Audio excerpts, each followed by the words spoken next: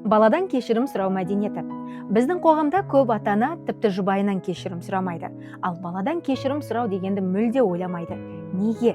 Өйткені баланың алдында кішірейсем, авторитетім түсіп қалады деп қорқады.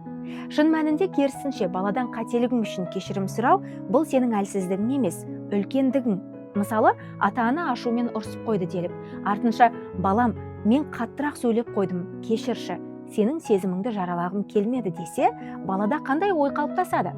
Ол әкем де шешем де қателеседі, бірақ мойындай алады дегенді үйренеді. Ал бұл не береді? Біріншіден, бала өз сезімінің құнды екенін түсінеді, екіншіден, кешірім сұрауды үйренеді, ертең өзі қателескенде қорықпай мойындауды біледі. Ал үшіншіден, сенің беделің құламайды, қайта биіктейді.